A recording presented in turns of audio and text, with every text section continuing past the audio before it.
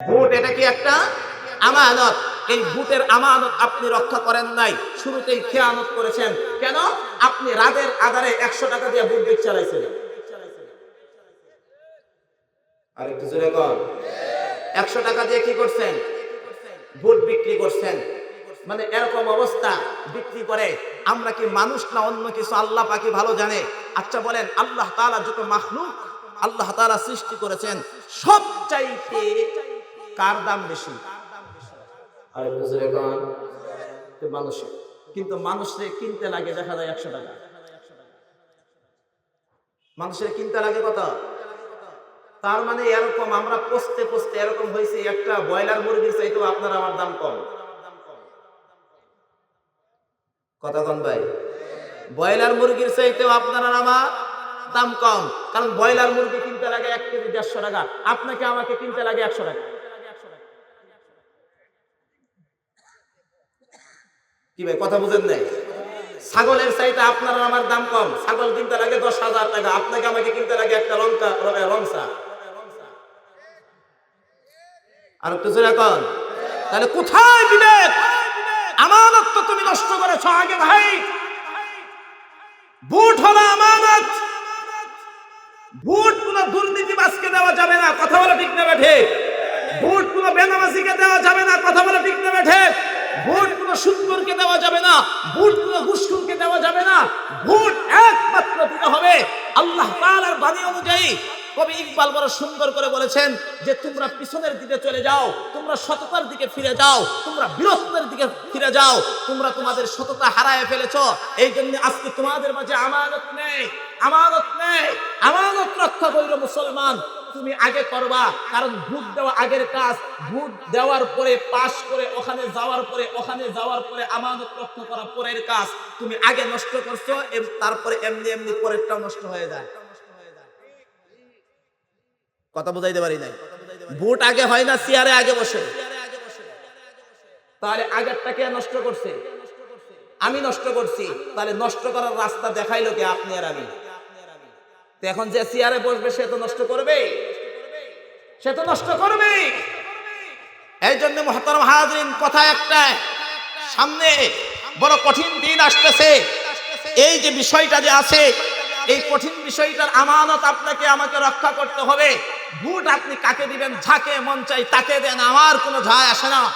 তবে ভোট দেওয়ার আগে খেয়াল রাখতে হবে কাকে দিচ্ছি, নামাজ পড়ে কিনা, মসজিদে যায় কিনা, নাকি নির্বাচনের আগে টুপি লাগায়, আর নির্বাচন গেলে তার টুপি পায়ের নিচে চলে যায়, এটা আগে ভাবতে হবে। আর একটু জোরে কর। এটা আগে ভাবতে হবে আপনি কাকে দিবেন ভোট, কারণ এটা তো আমার আমানত। কিয়ামতের দিন আপনাকে তো জিজ্ঞেস করবে, আপনাকে তো জিজ্ঞেস করবে। এখন আসেন, আমানতের খেয়ানত কেন হয়? আমানতের খেয়ানত কেন হয়? এই কেনর কারণটাও আল্লাহ তাআলা কোরআনে কারীমে ভালো করে আমাদেরকে বুঝাইছেন পরের আয়াতে কারীমা। মানুষ চুরি করে কেন? 2 কারণে। বলেন মানুষ চুরি করে কেন? 2 কারণে আল্লাহ নিজে বলেছেন। আমি বলতেছি আয়াতের তাফসীর থেকে বলতেছি, কথা এটা আমার কথা না। একজন এমপি চেয়ারে বসে কলমের খুঁচায় লক্ষ লক্ষ টাকা চুরি করে 2 কারণে। বলেন কয় কারণে? 2 কারণে। 1 নাম্বার কারণ, যে চুরি করে, চোর চিন্তা করে যে আমার কিছু টাকা পয়সা সম্পদ দরকার। কথা বলেন কেন? সে কি করে?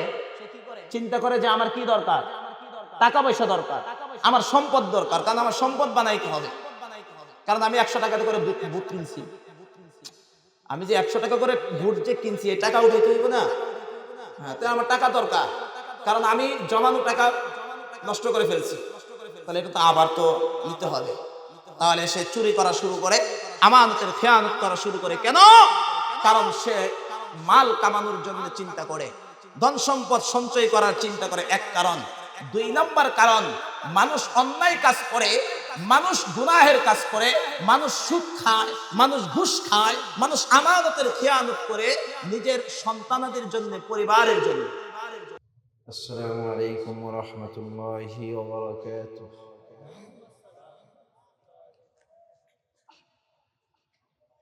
الحمد لله.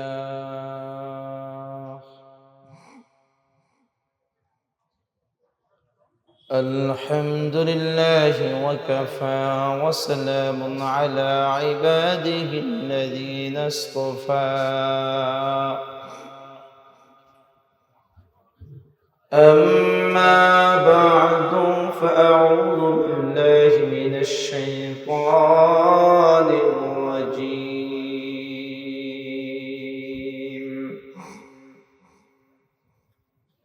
بسم الله الرحمن الرحيم. يا أيها الذين آمنوا لا تخونوا الله والرسول وتخونوا أماناتكم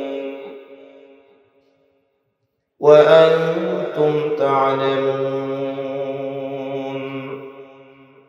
واعلموا أنما أموالكم وأولادكم فتنة وأن الله عنده أجر عظيم.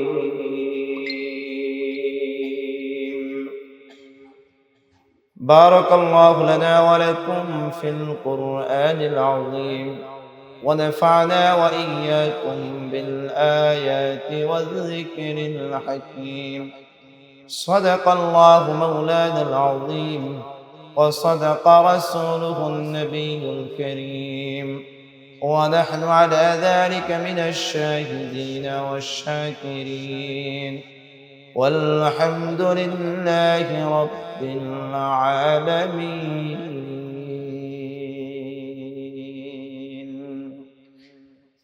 সকলে মহাব্বতের সাথে জবান খুলে দুরূদ ইব্রাহিম পড়ে।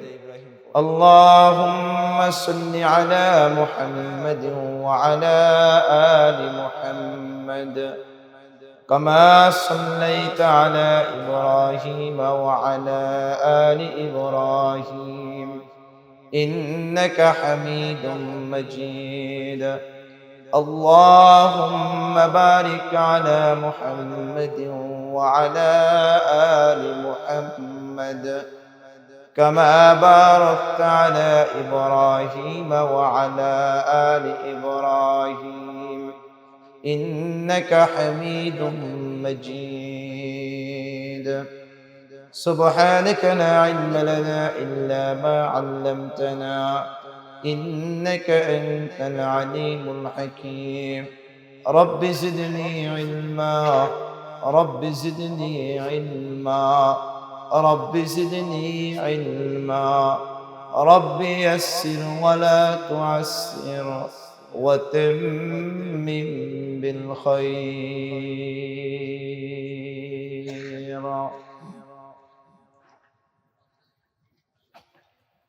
الحمد لله.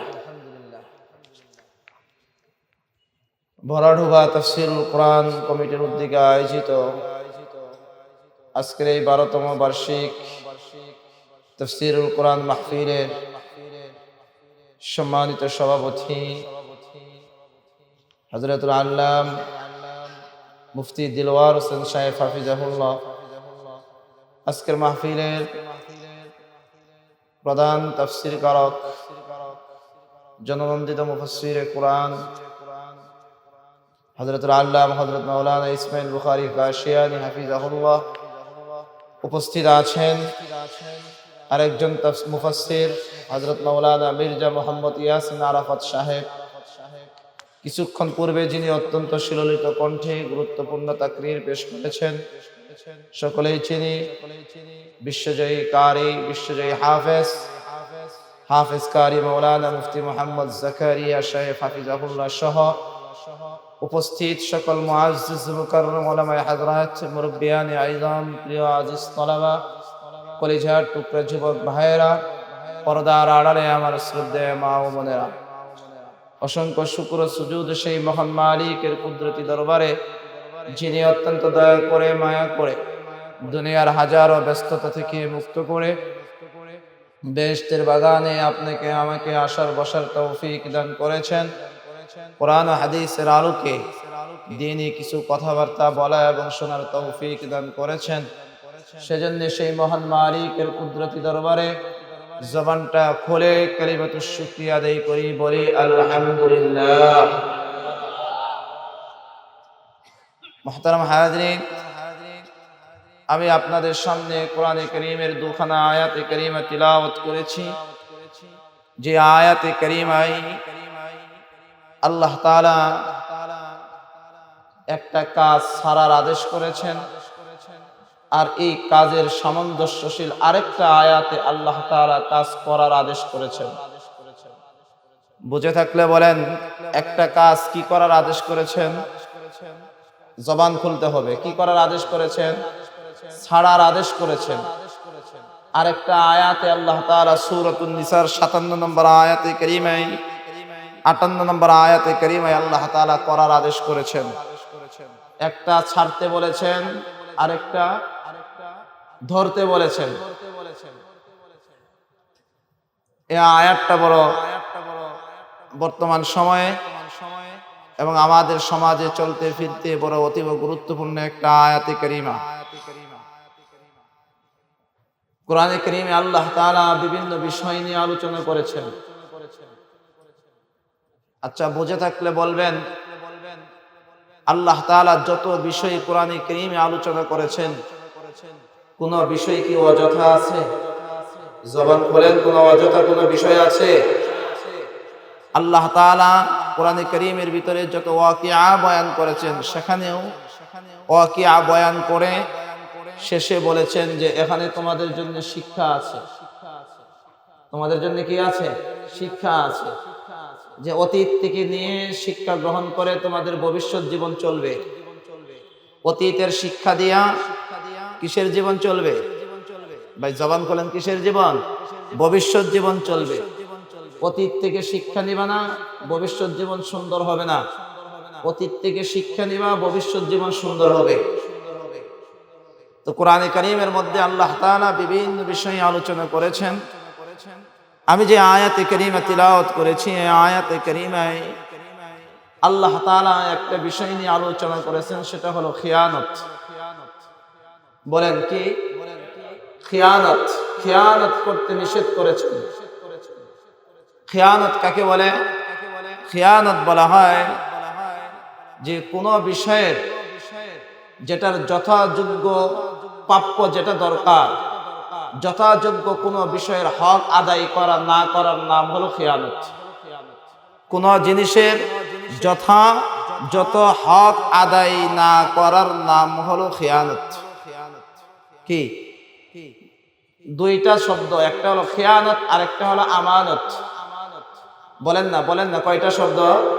আরেকটু দুইটা। একটা হলো খিয়ানত আর একটা হলো আমানত। আমানতের গুরুত্ব সম্পর্কে শুরুতে একটা হাদিসে কারীমা একটু বয়ান করি।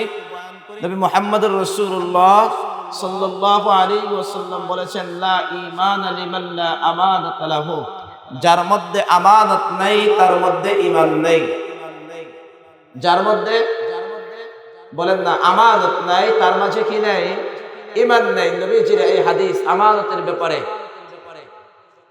খিয়ানতের ব্যাপারে আমি যে আয়াতে কারীমা তিলাওয়াত করেছি, আল্লাহ তাআলা এখানে আসেন শুরুতেই তরজমাটা, অনুবাদটা জেনে নেই। আল্লাহ বলেন, ইয়া আইয়ুহাল্লাযীনা আমানু লা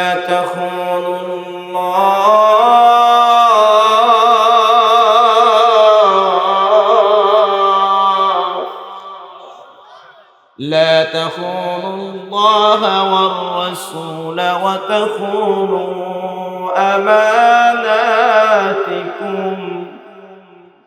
আল্লাহ বলেন, আল্লাহ কাদেরকে আদেশ করেছেন এটা আগে জানেন। ইয়া আইয়ুহাল্লাযীনা আমানু শব্দ পরে আল্লাহ তাআলার মুখাতাব কারা, আল্লাহ তাআলা কাদেরকে সম্বোধন করেছেন, আল্লাহ তাআলার এই আদেশ কে গ্রহণ করবে, আল্লাহ তাআলার এই আদেশ কার জন্য প্রযোজ্য। মুহতারাম হাজিরিন, কথা বুঝবেন গভীর মনোযোগ দিয়ে। দুইটা শব্দ, একটা হলো মুসলিম আর একটা হলো মুমিন। এক নাম্বার কি বলছি, কথা বলেন, এক নাম্বার কি বলেছি? মুসলিম। দুই নাম্বার মুমিন।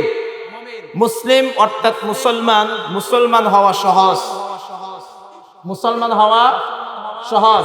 এখানে আমরা যারা আছি সবাই মুসলিম, এখানে আমরা যারা আছি সবাই মুসলমান না? মুসলমানের বাহিরে কেউ আছেন? কথা বলেন, কেউ আছেন? সবাই মুসলিম। কিন্তু এখানে আমরা যারা আছি সবাই কি মুমিন হতে পারছি কিনা এর মাঝে বড় সন্দেহ আছে। কথা বল, আরেকটু জোরে বল। এখানে আমরা যারা উপস্থিত আছি সবাই মুসলমান হয়েছি, এর মাঝে কোনো সন্দেহ নাই। কিন্তু সবাই মুমিন হতে পেরেছি কিনা, আপনার আমার নামটা আল্লাহ তাআলার কাছে মুমিন হিসেবে লিখিত হয়েছে কিনা, ডায়েরিতে উঠানো হয়েছে কিনা, এর মাঝে সন্দেহ আছে। কারণ মুসলমান হওয়া সহজ, মুমিন হওয়া বড় কঠিন। বলেন, মুসলমান হওয়া সহজ, মুমিন হওয়া বড় কঠিন। কারণ মুসলমান যে কেউ লা ইলাহা ইল্লাল্লাহ মুহাম্মাদুর রাসূলুল্লাহ সাল্লাল্লাহু আলাইহি ওয়াসাল্লাম বললেই মুসলমান হয়ে যায়। একজন হিন্দু যদি বলে লা ইলাহা ইল্লাল্লাহ, বলেন সে মুসলমান হবে কি হবে না? হবে। মুসলমান হওয়া বড় সহজ, কিন্তু মুমিন হওয়া কঠিন। কারণ মুসলমান হলো আগের কাজ, মুমিন হওয়া পরের কাজ। আগে মুসলমান হতে হয়, পরে মুমিন হতে হয়। আগের যে কোনো কাজ করা সহজ হয়ে যায়, কিন্তু পরের কাজ কঠিন হয়। পরের কাজ কঠিন হয়। মুমিন যে কেউ হতে পারে না। মুমিন এত সহজে হওয়া সম্ভব নয়, মুমিন এত সহজে হওয়া সম্ভব নয়। এই জন্য আল্লাহ বলেন, আমি যেই বিষয়টা তোমাদেরকে আদেশ করতেছি এটা মুসলমান, নরমাল মুসলমান এটাকে গ্রহণ করতে পারবে না। এটাকে অ্যাকসেপ্ট করার জন্য হাই অ্যান্টিবায়োটিক প্রেসক্রিপশন আমি দিচ্ছি, হাই অ্যান্টিবায়োটিক পাওয়ারফুল ঔষধ সেবন করার জন্য মুমিন হতে হবে তোমাকে। মুমিন তো সবাই হতে পারে না। রব বলেন, এই জন্য আয়াতে কারিমার মধ্যে প্রথম সম্বোধন করেছেন ইয়া আইয়ুহাল মুসলিমুন বলে সম্বোধন করে নাই। আল্লাহ বলেন ইয়া আইয়ুহাল্লাযীনা আমানু, হে আমার ঈমানদারেরা, হে আমার ঈমানদারেরা। ঈমানদার বলে সম্বোধন করলেন কেন? এরও কারণ আছে।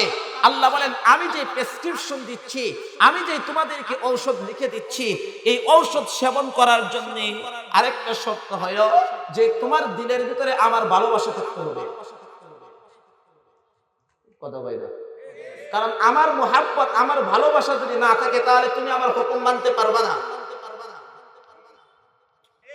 আরেকটা জোরে কান, আরে জোরে কান। যদি আমার মুহাব্বত, আল্লাহর মুহাব্বত যদি দিলের ভিতরে যদি না থাকে, তাহলে কোন মানুষের পক্ষে আল্লাহর কোন বিধান মানা তার পক্ষে সম্ভব নয়। আরেকটু জোরে কান। আল্লাহ সম্পর্কে গালি দেওয়ার পরেও তার দিলের ভিতরে আল্লাহর মুহাব্বত না থাকার কারণে যে আল্লাহকে নিয়ে কটূক্তি করে সে তার পক্ষে দাঁড়ায়। কথা বোঝাইতে পারি নাই? আল্লাহ সম্পর্কে কেউ যদি কটূক্তি করে, তাহলে আপনার আমার দায়িত্ব কি? কটূক্তিকারের পক্ষে দাঁড়ানো না বিপক্ষে দাঁড়ানো? এই জবান খোলেন, পক্ষে না বিপক্ষে? তাহলে পক্ষে দাঁড়াবে কারা? যে ঈমানদার, যার দিলের ভিতরে আল্লাহর ভালোবাসা আছে, সে আল্লাহ তাআলার পক্ষে চলে যাবে, কটূক্তিকারের বিপক্ষে চলে যাবে। আর কটূক্তিকারের পক্ষে দাঁড়াবে কে? ওই যার দিলের ভিতরে আল্লাহর মুহাব্বতের ঘাটতি আছে। যার দিলের ভিতরে আল্লাহর মুহাব্বতের কি আছে? ঘাটতি আছে। যে দুনিয়ার চিন্তা করবে সে আল্লাহকে নিয়ে কটূক্তিকারীর পক্ষে দাঁড়াবে। কারণ কোন সময় ঈমানদার আল্লাহর কোন বিপক্ষে কোনো কথা শুনতে পারে না। কারণ রব সূরাতুল বাকারার মধ্যে ঘোষণা দিয়েছেন, ওয়াল্লাযীনা আমানু আশাদ্দু হুব্বান লিল্লাহ।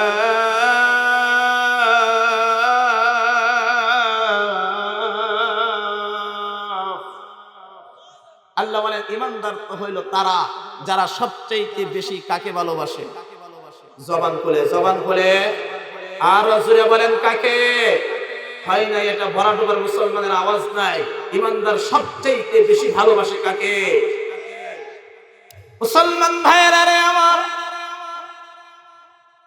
আল্লাহ রাব্বুল আলামিন বলেন ঈমানদার তো হলো সেই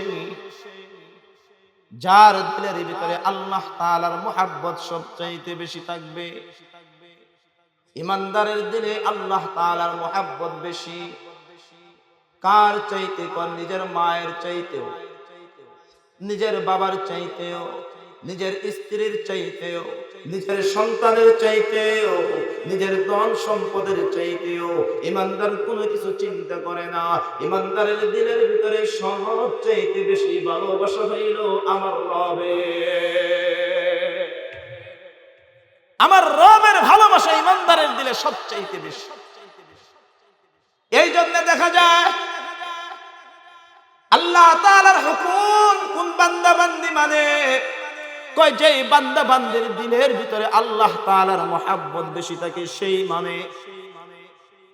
নামাজকে পড়তে যায় যে আল্লাহকে বেশি ভালোবাসে সেই নামাজ পড়তে যায়।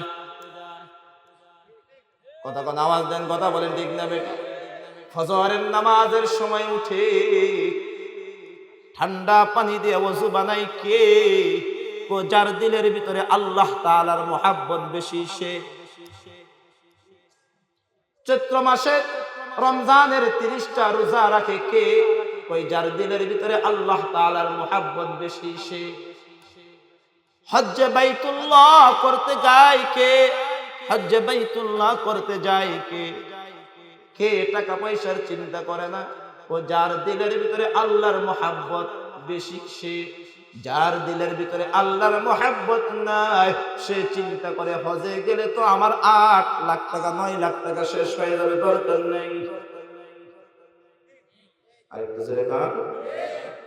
আর যার দিলের ভিতরে আল্লাহর মুহাব্বত বেশি আছে সে টাকা দেখে না, কোনো কিছুই দেখে না। মুসলমান ভাইরা রে আমার, আমি আপনাদের সামনে কোরআনে কারীমের যে আয়াতে কারীমা তিলাওয়াত করেছি এই জন্য আল্লাহ তাআলা এই আয়াতে কারীমার শুরুতে ডাক দেয়, ইয়া আইয়ুহাল্লাযীনা আমানু, হে আমার ঈমানদারেরা রে, তোমাদেরকে একটা আদেশ করি, এই আদেশটা তোমরা মানবা। দুনিয়াতে চলতে ফিরতে গেলে তোমরা এই আদেশটা তোমরা মানবে। কই কি মানবে? লা তাখুনুল্লাহ, 1 নাম্বার তোমরা আল্লাহ তাআলার সাথে খিয়ানত করবে না। 2 নাম্বার ওয়ার রাসূল, তোমরা রাসূলের সাথে খিয়ানত করবে না। 3 নাম্বার ওয়া তাখুনু আমানাতিকুম, তোমরা পরস্পরের মাঝেও খিয়ানত করবে না। কই কোন অবস্থায় তোমরা খিয়ানত করো কেন? আল্লাহ বলেন ওয়া আনতুম তা'লামুন, তোমরা জেনে বুঝে তোমরা খিয়ানত করো। তোমরা খিয়ানত করো, এমনি এমনি করো না, জেনে বুঝে সচ্চাই তোমরা খিয়ানত করো। এখন আসেন আল্লাহ এই আয়াতে কারীমার মধ্যে আল্লাহ প্রথম আদেশ করেছেন আল্লাহর সাথে খিয়ানত করবে না। 2 নাম্বার রাসূলের সাথে খিয়ানত করবে না। 3 নাম্বার ওয়া তাখুনু আমানাতিকুম, এবং তোমরা পরস্পরের মাঝেও খিয়ানত করবে না। কারণ পরস্পরের মাঝে অনেক বিষয়ে খিয়ানত হয়ে যায়। আমি একে একে সময় অনুযায়ী কথা বলবো, যদিও স্বল্প সময়। মুহতারাম হাজরিন, আল্লাহ বলতেছেন মানুষ খিয়ানত করে, কোন জিনিসের খিয়ানত করে কি অবস্থায়? কই জেনে বুঝে স্বেচ্ছায় করে। কি করে? স্বেচ্ছায় করে। আর খিয়ানত করে কোন জিনিসের? কই আমানতের খিয়ানত করে। বলেন কিসের? আমানতের খিয়ানত। কই কেমনে বুঝলাম? আল্লাহ তাআলা সূরাতুন নিসার 58 নম্বর আয়াতে কারিমে আল্লাহ এখানে একটা আদেশ করেছেন, ইন্নাল্লাহা ইয়া'মুরুকুম আন তু'আদ্দুল আমানাতি ইলা আহলিহা। ইন্নাল্লাহা ইয়া'মুরুকুম আন তু'আদ্দুল আমানাতি ইলা আহলিহা ওয়া ইযা হাকামতুম বাইনান নাস আন তাহকুমু বিল আদল ইন্নাল্লাহা নি'ম্মা ইয়া'iদুকুম বিহি ইন্নাল্লাহা কানা সামিআন বাসীরা। মুসলমান ভাইরা রে আমার, আল্লাহ রাব্বুল আলামিন বলেন ইন্নাল্লাহা ইয়া'মুরুকুম আন তু'আদ্দুল আমানাত, আল্লাহ তোমাদেরকে আদেশ করতেছেন, হে ঈমানদারেরা, আল্লাহ তোমাদেরকে আদেশ দিচ্ছেন। কি আদেশ দিচ্ছেন? আন তু'আদ্দুল আমানাতি ইলা আহলিহা, তোমরা আমানত রক্ষা করো, আমানতের খিয়ানত করিও না। আমানতের খিয়ানত করিও না। তোমরা আমানতকে রক্ষা করো, আমানতকে তোমরা রক্ষা করো। এখন আসেন আমানত, আমানত অনেক কিছু। আমানত আল্লাহর সাথে আল্লাহর অনেক জিনিসের মানুষ আমানত রক্ষা করতে পারে না, খেয়ানত করে। রাসূলের অনেক কিছু বিষয় মানুষ আমানত রক্ষা করতে পারে না, রাসূলের সাথে খেয়ানত করে, পরস্পরের মাঝে খেয়ানত করে, আমানতের খেয়ানত করে। এখন আসেন পরস্পরের মাঝে যেই মানুষ একজন আরেকজনের খেয়ানত করে, এর ভিতরে কিছু দুই একটা উদাহরণ দেই। এক নাম্বার যে মানুষ দায়িত্বের খেয়ানত করে। বলেন কিসের? দায়িত্বে খেয়ানত করে। মানুষ দায়িত্বের আমানত রক্ষা করে না। মানুষ প্রত্যেকটা সেক্টরে তাকায় দেখেন, সরকারি চাকরি করে, হের ডিউটি হইল সকাল 9টার থেকে, যায় বেলা 1টার সময়, গিয়ে সিগনেচার করে সকাল 8টায় আইছে। কথা বুঝাইতে পারি? আরেকটু জোরে কম। ডিউটি শুরু হবে 8টার থেকে, আল্লাহর বান্দা গেছে 1টার সময়, যাওয়ার পরে সিগনেচার করছে 8টার থেকে। এটা দায়িত্বের আমানতের খেয়ানত, এটা দায়িত্বের আমানতের খেয়ানত। এই এলাকার যিনি চেয়ারম্যান হবেন, চেয়ারম্যানের কাছে পুরা ইউনিয়নটা আমানত, পুরা ইউনিয়নের জনগণ আমানত। আচ্ছা বলেন, চেয়ারম্যান কি আমানত রক্ষা করে না খেয়ানত করে? আর একটু জোরে কম, আর জোরে কম। ভয় পান? খেয়ানত করে কি করে না? করে। কেমন খেয়ানত করে? জনগণের যতটুকু হক আদায় করার কথা, রাস্তা যেভাবে যথাযথভাবে বানানোর কথা। আচ্ছা বলেন, এই যে ময়মনসিংহ এখন হাইওয়ে রুটটা হচ্ছে, ময়মনসিংহ হাইওয়ে রুটটা, এই রুটটা যে রুটটা যেটা হলো, এটা কি বেশি দিন হয়ে গেছে? হয়েছে? কথা বল না কেন? বেশি দিন হয়েছে? কয় বছর হয়েছে? এই রুট ক্লিয়ার হয়েছে 14-15-তে, 14-15-তে ক্লিয়ার হয়েছিল। আজকে কয় বছর? 9-8-9-10 বছর না যাইতে রুট নাই, নষ্ট হয়ে গেছে। আবার কাজ করতেছে। যারা করছে, যারা ওই সময়ের যারা এমপি ছিল, যারা মন্ত্রী ছিল, যারা ঠিকাদার ছিল, যারা কন্ট্রাক্ট ছিল, সবগুলাই চুরের বাটপারের উপরে বাটপার ছিল, সবগুলাই চুরি করছে, জনগণের সাথে খেয়ানত করছে। কথা বলে ঠিক না বেঠিক? 10 বছর যাইতে না যাইতে রাস্তার কাজ করতে হবে কেন? হাজার হাজার মানুষ ভোগান্তি, কারণ আমানত যথাযথ রক্ষা করে নাই। বাজেট হয়েছে 5 কোটি, কাজ করছে 1 কোটি 4 কোটি নাই। কথা কয় না? বাজেট হয়েছে 5 কোটি, কাজ করছে 1 কোটি, কয় কোটি নাই? 4 কোটি নাই। খেয়ানত, খেয়ানত। বয়স্ক ভাতার কার্ড মাইরে দেয়। ভাই কথা কও, কথা কও, কথা কও। বয়স্ক ভাতা এটা আমানতের কি? খেয়ানত, চূড়ান্ত পর্যায়ের খেয়ানত। বয়স্ক ভাতার কার্ড দেয় কারে? কই যার সাথে যার মোহাব্বত থাকে তারে দেয়। বয়স 50 হয়ে গেলে হে বয়স্ক ভাতার কার্ড পায়, আরেক বেটার 70 বছর হয়ে গেছে, বয়স্ক ভাতার কার্ডের খবর নেই। কথা বল আছে না নাই? এটা জনগণের খেয়ানত, এটা জনগণের খেয়ানত। একটা ছাত্র উস্তাদের কাছে দেওয়া হয়েছে, তাফসীরের কিতাবের ভিতরে আয়াতের ব্যাখ্যায় লিখেছেন, ওয়া তাকুনু আমানাতিকুম, পরস্পরের মাঝে খেয়ানত। একটা মাদ্রাসার উস্তাদের কাছে একটা ছাত্রকে অভিভাবক ভর্তি করায় দিল, উস্তাদ ছাত্রের সাথে খেয়ানত করে। খেয়ানত যতটুকু হক আদায় করে, পড়ানোর কথা পড়ায় না। এখন বর্তমান 2025 সাল, আখেরি জামানা, পড়াইব কখন? মোবাইল টিপতেই তো সময় পায় না। কথা বল না কেন? মোবাইল টিপতেই তো কি পাই না? সময় পাই না। এটা আমানতের খেয়ানত। আমার কাছে যখন একটা ছাত্র দিয়ে যাওয়া হবে, আমার দায়িত্ব হলো ছাত্রের A to Z হক আদায় করা। আমি যদি হক আদায় না করি, এটা হলো খেয়ানত।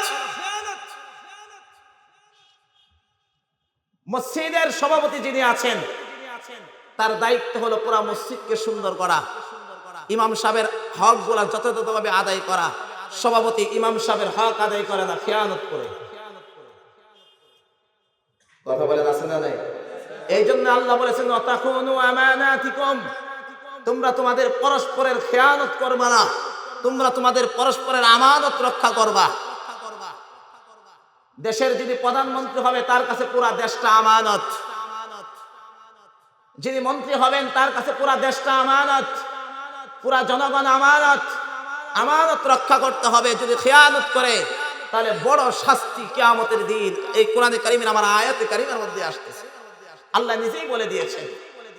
আর খেয়ানত যখন করে, এমপি খেয়ানত করে, মন্ত্রী খেয়ানত করে, প্রধানমন্ত্রী খেয়ানত করে, চেয়ারম্যান খেয়ানত করে, মেম্বার খেয়ানত করে, এটা কেন করে জানেন? এটা আপনার আর আমার জন্য করে। কথা বল, এটা কার জন্য করে? আপনার আর আমার জন্য করে। কেন? কারণ ওই যে ইলেকশন আসতেছে, 2 দিন পরেই তো ইলেকশন আসতেছে। কথাটা আয়াতটা আমি কেন বলেছি? ও ভাই, আগে নিজের ভালো হতে হবে, তারপরে আমি আমার হকের চিন্তা করব, যে আমি আমার আমানত যথাযথ পাই কিনা, পরের চিন্তা করব। গভীর মনোযোগ দেন, কারণ প্রথমে খেয়ানতটা আপনি আর আমি করি। ভোট হলে এটা একটা আমানত। আরেকটু জোরে কোন, কথা বল। কার জন্যে? যেমন ওখানে আপনার 2টা ছেলে আছে, আপনি এখন চিন্তা করতেছেন, ভাই রে, সন্তানদের তো পড়ালেখা করাইতে হবে, এত টাকা পাবো কোথায়? বেতন পাই বেসিক 20,000 টাকা, তাহলে আমি সন্তানদের বানাবো ডাক্তার, টাকা লাগবে 1 কোটি টাকা, পাবো কোথায়? তো সন্তানের কারণে সে ডানের থেকে বামে যাওয়া শুরু করে। কথা কন, আরেকটু জোরে কন। আমার কথা কি আপনারা বুঝতেছেন না? আল্লাহ এই কথাটাই পরের আয়াতে কারিমে সুন্দর করে বলেছেন, বান্দা তুমি শোনো, আমানতের খেয়ানত করো তুমি 2 কারণে, মাল কামানোর জন্য, আর আরেকটা হলো তুমি তোমার সন্তানাদের চিন্তা কইরা মানুষ আমানতের খেয়ানত করে। আল্লাহ বলেন, তাহলে এখন তুমি শুনে নাও, আমি তোমাকে সম্পদ কেন দিয়েছি, আমি তোমার সন্তানাদি, তোমার পরিবার আমি কেন দিয়েছি। আল্লাহ সুন্দর করে ঘোষণা দেয়, ওয়ালামু أنما أموالكم وأولادكم فتنة واعلموا أنما أموالكم وأولادكم فتنة وأن الله عنده أجر عظيم.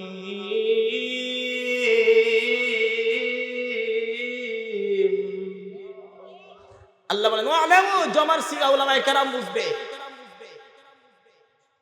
আল্লাহ তাআলা ওয়াহিদের কুরসিকে ব্যবহার করে দেখো, তোমরা জেনে নাও, আন্নামা আমওয়ালুকুম, এখানেও জমা জমির, ওয়া আওলাদুকুম, এখানেও জমা জমির। আল্লাহ বলেন আমওয়ালুকুম ওয়া আওলাদুকুম ফিতনা, আমি যে তোমাকে দুনিয়ার যে সম্পদ দিয়েছি, আমি যে তোমার সন্তানাদি দিয়েছি, ফিতনা হিসেবে দিয়েছি। কি হিসেবে দিয়েছি? ফিতনা হিসেবে দিয়েছি। মুফাসসিরিনে কেরাম এই ফিতনাতুন শব্দের 3টা তাফসীর করেছেন। এই ফিতনাতুন শব্দের তাফসীর হলো 3টা। কথা বুঝবেন, ফিতনাতুন শব্দের অর্থ তাফসীর কয়টা? 3টা। ফিতনাতুন শব্দের অর্থ 3টা। মুফাসসিরিনে কেরাম 3টা তাফসীর করেছেন শুধু ফিতনাতুন শব্দের অর্থে, যে আল্লাহ যে বলেছেন তোমাদের সম্পদ, তোমাদের সন্তানাদি তোমাদের জন্য ফিতনা, এর মানে কি? 1 নাম্বার ফিতনাতুন শব্দের অর্থ হলো আইল ইমতিহান। ও মানুষ শুনে নাও, যে ফিতনা শব্দের অর্থ হলো পরীক্ষা। ফিতনা শব্দের অর্থ কি? ভাই জবান খুলেন, কথা বুঝবেন। ফিতনা শব্দের অর্থ কি? পরীক্ষা, 1 নাম্বার অর্থ। 2 নাম্বার, আল্লাহ বলেন ফিতনা, এই ফিতনার দ্বারা উদ্দেশ্য হলো আল্লাহ যাকে সম্পদ দিয়েছেন, আল্লাহ যাকে সন্তানাদি দিয়েছেন, এটা তার জন্য সরাসরি শাস্তি হিসেবে দিয়েছেন। সরাসরি কি হিসেবে দিয়েছেন? শাস্তি হিসেবে দিয়েছেন। 3 নাম্বার, আল্লাহ তাকে যে সম্পদ দিয়েছেন, আল্লাহ তাকে যে সন্তানাদি দিয়েছেন, আল্লাহ এমনি এমনি দেয় না। এই সম্পদ আর তার সন্তানাদি সবগুলাই তার শাস্তি হওয়ার কারণ হিসেবে দিয়েছেন। তাহলে বুঝে থাকলে বলেন ফিতনার কয়টা অর্থ? 3টা তাফসীর।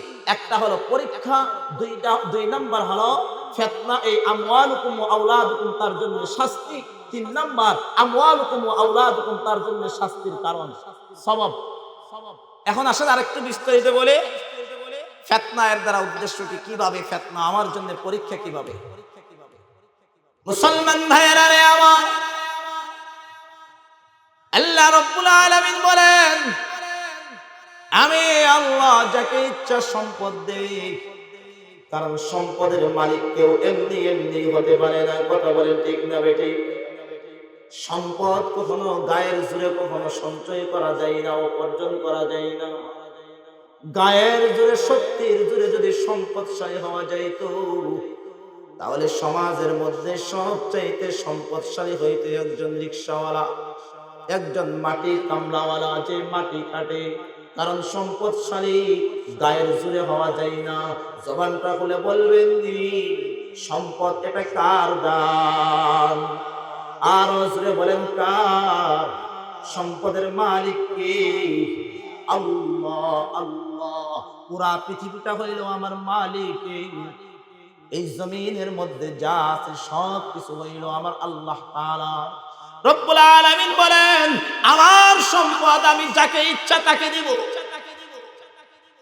আমি যাকে ইচ্ছা তাকে দিব।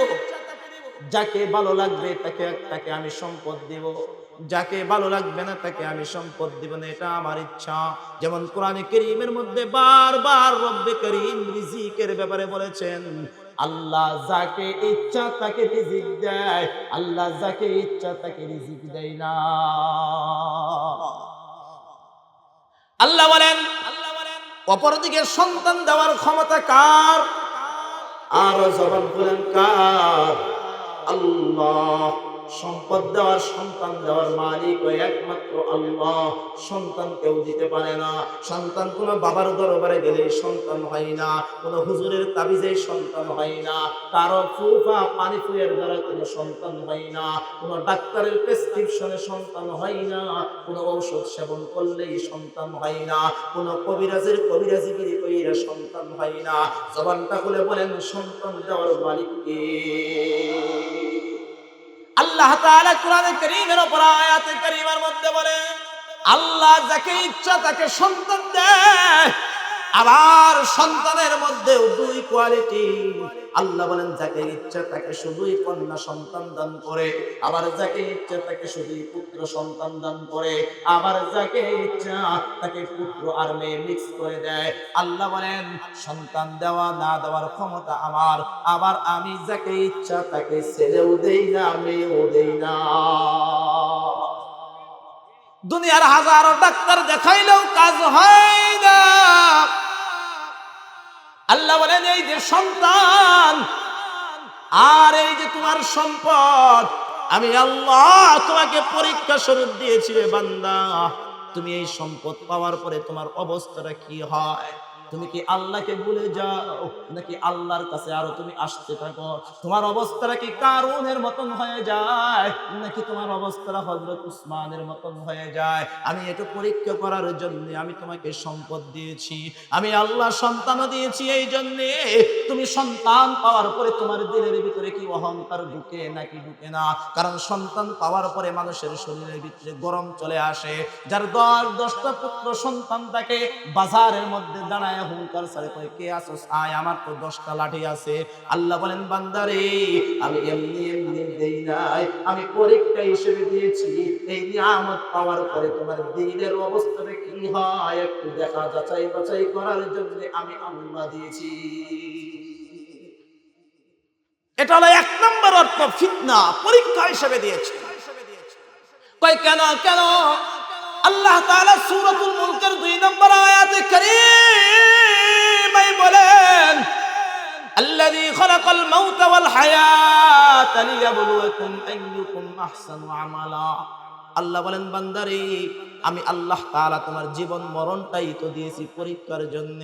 তোমার এই জীবনের মধ্যে তোমার সন্তান জড়িত, তোমার এই জীবন দশায় তোমার এই 60 বছরের জিন্দেগির মধ্যে তোমার সন্তান তোমার সাথে জড়িত, 60 বছরের জিন্দেগির মধ্যে তোমার সম্পদ তোমার সাথে জড়িত। আল্লাহ বলেন কেন দিয়েছি? লিয়াবলুয়াকুম আইয়ুকুম আহসানু আমালা, যাতে করে আমি একটু যাচাই করে নিতে পারি তোমাদের মধ্যে কে আমার জন্য উত্তম আমল করে। এটা আমি তোমাকে পরীক্ষা হিসেবে দিয়েছি, এমনি এমনি দেই না। 1 নম্বর অর্থ ফিতনাতুন ওয়ালামু আন্নামা আমওয়ালুকুম ওয়া আওলাদুকুম ফিতনা। 1 নম্বর। দুই নম্বর অর্থ কি বলেছিলাম? ফিতনা। দুই নম্বর অর্থ হলো আল্লাহ কাউকে সম্পদ দিয়েছেন, আল্লাহ কাউকে সন্তান দিয়েছেন, সরাসরি তার জন্য শাস্তি হিসেবে দিয়েছেন। বলেন কি হিসেবে? এখন বলবেন হুজুর সম্পদ আবার শাস্তি হিসেবে, সন্তান আবার শাস্তি হিসেবে কি জন্য? হ্যাঁ, ও ভরাডুবার মুসলমান, বিবেককে জাগ্রত করো, অন্ধকার জগৎ থেকে ফিরে আসো, গাফেল হওয়ার থেকে ফিরে আসো। রব কোরআনে কারীমের মধ্যে বারবার বলেছেন, আল্লাহ বুঝাই দিতে চায়। তাই দেখেন দুনিয়াতে দেখেন অনেক মানুষ এমন আছে, আগে সন্তান ছিল না, পরে সন্তান পায়, পরে যখন সন্তান পায় তখন সন্তানের অবস্থা দেখে, সন্তানের চলাফেরা দেখা সে এরকম কমেন্ট করে, মন্তব্য করে, হায় রে, আগে যখন সন্তান ছিল না তখনই ভালো আছিলাম। কথা বল ঠিক না বেঠে? কি বলে? আগে যা ছিল না এটাই তো ভালো ছিল। আর যার সম্পদ, হ্যাঁ বলে, মনে করেন সম্পদের ব্যাপারে মামলা হয়, প্রতিদিন ময়মনসিংহ হাইকোর্টে যাও, আবার আসো, এই একটা কি এক অবস্থা। যার সম্পদ আছে, সম্পদে ভেজাল ঢুকে গেছে, হে বেড়া সকালবেলা ফাইলটা দিয়া বড়াডোবা সিএনজির ভিতরে উঠে আর বলে, কয় আল্লাহ সম্পদ যার নাই হেই বালা। কথা কন। যার সম্পদ নাই সে ভালো, কোনো পেরেশানি নাই। আচ্ছা বলেন, পেরেশানি এটা কি নিয়ামত? দুনিয়ার কোনো পেরেশানি এটা কি কোনো নিয়ামত? নিয়ামত না। দিনই পেরেশানি নিয়ামত, দিনই পেরেশানি নিয়ামত, দুনিয়ার পেরেশানি নিয়ামত না। এটা বান্দার জন্য এক প্রকার শাস্তি।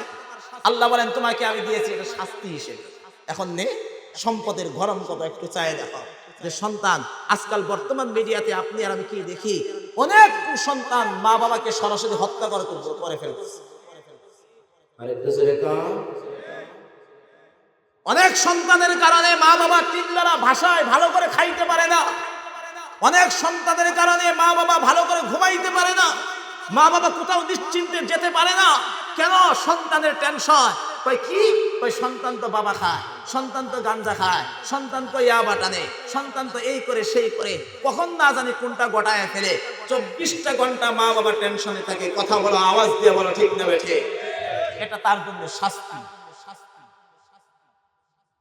এটা তার জন্য শাস্তি। কোথাও যাইতে পারে না, কোন সময় জানি বাবা টাবা খায়, আবার কোন সময় কোন অঘটন ঘটায় এলায়, কখন কি করে ফেলে। মুফাসসিরিনে কেরাম বলেন ফিতনার 2 নম্বর তাফসীর, যে এখানে সন্তান কারোর জন্য, সম্পদ কারোর জন্য সরাসরি শাস্তি, সরাসরি শাস্তি। 3 নম্বর কি বলেছিলাম? যে কারোর জন্য সম্পদ আর সন্তান তার জন্য শাস্তির কারণ, তার জন্য শাস্তির কারণ। আল্লাহ তাআলা সূরাতুত তাওবার ভিতরে শাস্তির কারণ, সম্পদ যে শাস্তির কারণ হবে সরাসরি আল্লাহ তাআলা বিবরণ দিয়েছেন। আল্লাহ তাআলা সূরাতুত তাওবার 34 নম্বর আয়াতে কারীমায় সুন্দর করে ঘোষণা করেছেন কিভাবে সম্পদ আপনারা আমার জন্য শাস্তির কারণ হবে। রব বলেন, শুনেন, والذين يكنزون الذهب والفضة ولا ينفقونها في سبيل الله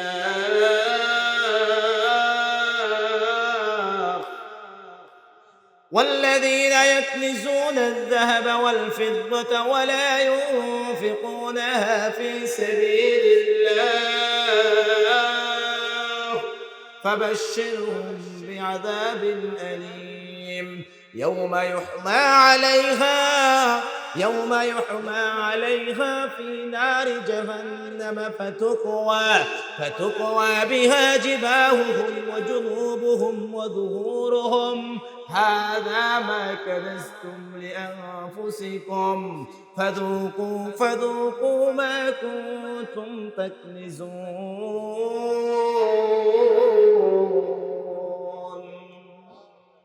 আল্লাহ বলেন দুনিয়াতে এমন কিছু মানুষ আছে যারা শুধু সম্পদ শুধু জমা করে রাখতে চায়, টাকা খরচ করতে রাজি না। কথা বলবেন কেন? টাকা খরচ করতে রাজি না। মসজিদের জন্য যাবে, ওই জ্বালা যন্ত্রণায় বাঁচলাম না, হুজুর খালি 2 দিন পরে পরে আয়। মাদ্রাসার জন্য যাবে, ওয়াজ মাহফিলের জন্য যাবে, এই হুজুর আপনাদের খায়ার কোনো কাম না, এত এত ওয়াজ, অথচ আপনি দিন শেষে গিয়ে দেখেন, রিপোর্ট নিয়ে দেখেন এলাকাতে যতগুলা ওয়াজ হয়েছে হ্যাঁ বড়জন 1 থেকে 2টাতে টাকা দিচ্ছে, বাকিগুলোতে টাকাই দেয়নি। কারণ যে দেয় না সেই বড় কথা কয়, যে দেয় সে কোনো কথাই কয় না। ভাই কথা বলেন ঠিক না ঠিক? যে দেয় সে কোনো কথাই বলে না, আর যে দেয় না সে বড় বড় কথা কয়, বড় বড় লেকচার ছাড়ে। আল্লাহু আকবার। আল্লাহ বলেন অনেক মানুষ আছে শুধু টাকা শুধু জমায়ে রাখতে চায়, সম্পদ শুধু জমায়ে রাখতে চায়। আল্লাহ বলেন যাকাত দেওয়ার সময় হইলে যাকাত দেয় না, যাকাত না দিয়ে করে কি সবগুলা স্বর্ণ রূপাগুলা জমা করে রাখে। আল্লাহ আয়াতে কারীমের মধ্যে সুন্দর করে বলেন সোনা তোমার সম্পদ, স্বর্ণ তোমার সম্পদ, রূপা তোমার সম্পদ, সবগুলা জমায়ে রাখছো না? জমায়ে রাখছো, জমায়ে রাখতে বড় ভালো লাগে না? আল্লাহ তাআলা শুনে নাও। ও নবী, আপনি আপনার উম্মতদেরকে আপনি সুন্দর করে জানায় দেন। কি কি জানায় দেব? والذين يكنزون الذهب والفضة ولا ينفقونها في سبيل الله فبشرهم بعذاب أليم। আল্লাহ তার রাসূলকে ডেকে বলে, হে রাসূল আপনি আপনার উম্মতদেরকে জানায় দেন, ফাবাশশিরহুম বিআযাবিন আলীম, সুসংবাদ দেন। বলেন কি দেন? সুসংবাদ দেন। ভাই কিসের সুসংবাদ? মর্মান্তিক শাস্তির সুসংবাদ আপনি তাদেরকে দেন। কিসের জন্য? মুসলমান ভাইয়েরা রে আমার, আল্লাহ রাব্বুল আলামিন বলেন যারা এই জমিনের মধ্যে এই পৃথিবীতে যারা তাদের স্বর্ণগুলা সঞ্চয় করে রেখেছে, রূপাগুলা সম্পদগুলা জমা করে রেখেছে, খরচ করে নাই, ওয়ালা ইউনফিকুনা ফি সাবিলিল্লাহ, যারা আল্লাহ তাআলার রাস্তায় ব্যয় করে নাই, ও গো নবীজি আপনি তাদেরকে জাহান্নামের শাস্তির সুসংবাদ দিয়ে দেন। শাস্তির ধরনটা কেমন হবে? মুসলমান ভাইয়েরা রে আমার 1 থেকে 2 মিনিটের মধ্যেই আমি শেষ করে দিচ্ছি। স্টেজের মধ্যে হযরত চলে আসছে। আল্লাহ রাব্বুল আলামিন বলেন শাস্তির ধরনটা কি হবে? ইয়াউমা ইউহমা আলাইহা ফি নারি জাহান্নাম ফাতুকা বিহা জিবাহুহুম ওয়া জুনুবুহুম ওয়া যুহুরুহুম। মুসলমান ভাইয়েরা রে আমার, আল্লাহ রাব্বুল আলামিন এই দুনিয়ার সমস্ত স্বর্ণ আর রূপাগুলোকে জাহান্নামের আগুন দিয়ে গলাবে। জাহান্নামের আগুন দিয়ে গলে ওই জাহান্নামের আগুন দিয়া আল্লাহ তাআলা আপনার কপালের ভিতরে সেক দিবে, পিঠে সেক দিবে, 2 পার্শ্ব দেশে সেক দিবে। পার্শ্ব দেশে সেক দেওয়ার পরে বলবে ফাযুকু মা কুনতুম তাকনিজুন, বান্দারে তুমি স্বাদ আস্বাদন করো। যে স্বাদ, যে কিসের জন্য এই শাস্তি তুমি আস্বাদন করতেছো, তো ওই যে টাকা পয়সা জমা করে রাখছিলা, সম্পদকে জমা করে রাখছিলা, আল্লাহ রাব্বুল আলামিনের রাস্তায় তুমি ব্যয় করো নাই, এই জন্য আজকে তোমাকে এই শাস্তি দেওয়া হচ্ছে। এই আয়াতের ব্যাখ্যায় বুখারী শরীফের হাদিসের বর্ণনায় আমার নবী বলেন, আল্লাহর নবী বলেন কিয়ামতের দিন বান্দার সমস্ত মালগুলা সম্পদগুলাকে বিষধর সাপে রূপান্তরিত করা হবে। প্রত্যেকটা মানুষের গলায় বিষধর সাপটাকে পেঁচিয়ে দেওয়া হবে। আল্লাহ তাআলা সাপের জবানটা খুলে দেবে। সাপ তখন সুবল দিবে আর বলবে আনা কানজুকা মাল, আনা কানজুকা মাল, বান্দারে আমি হইলাম তোমার সম্পদ, যে সম্পদ তুমি পৃথিবীতে তুমি জমা করে রাখছিলা, আল্লাহর রাস্তায় খরচ করো না। এই জন্য মুসলমান চিন্তা করো, আল্লাহ তাআলা আয়াতে কারীমার মধ্যে জানায় দেয় ওয়ালামু আন্নামা আমওয়ালুকুম ওয়া আওলাদুকুম ফিতনা, বান্দারে তোমার সম্পদ, তোমার স্ত্রী তোমার জন্য পরীক্ষা। অর্থাৎ 3 নাম্বার ফিতনার তাফসীর হইল কিয়ামতের দিন হইতে পারে তোমার এই সম্পদ আর তোমার স্ত্রী যা আছে সবগুলাই তোমার জন্য শাস্তির কারণ হবে। এই জন্য আল্লাহ রাব্বুল আলামিন বলেন এই দুনিয়াতে যতদিন হায়াত আমার রব দিয়েছে ততদিন তুমি তোমার এই স্ত্রীর সম্পদের পিছনে পয়রা, সন্তানের পিছনে পয়রা, বান্দারে তুমি আমানতের খেয়ানত কইরো না, তুমি আল্লাহর রাসূলের সাথে আমানতের খেয়ানত করো না, আল্লাহ তাআলার সাথে খেয়ানত কইরো না, রাসূলের সাথে খেয়ানত কইরো না, তোমরা পরস্পরের সাথে তোমরা খেয়ানত কইরো না। যদি খেয়ানত না করো, তোমার জিন্দেগিটা যদি সলিড হয়, তাহলে বান্দা তুমি শুনে নাও ওয়া আন্নাল্লাহা ইনদাহু আজরুন আযীম, নিশ্চয়ই মহান আল্লাহর কাছে তোমাদের জন্য উত্তম প্রতিদান রয়েছে। সুবহানাল্লাহ। এই জন্য মুহতারাম হাজিরিন, আসেন কথা আর লম্বা নয়, এই দুনিয়াতে যতদিন হায়াত আছে আমাদের খেয়ানত না করে, আল্লাহর রাসূলের সাথে খেয়ানত না করি, আল্লাহর সাথে খেয়ানত না করি, পরস্পরের মাঝেও আমাদের যে হকগুলো আছে, আমাদের কাছে যে আমানতগুলো আছে, এই আমানতের খেয়ানত না করি আল্লাহ তাআলা আমাদের সকলকে এই কোরআনের আয়াতটুকু বুঝার তৌফিক দান করেন, বলেন আমিন। ওয়া আখিরু দাওয়ানা আলহামদুলিল্লাহি রাব্বিল আলামিন। Presents by Kuakata media centre.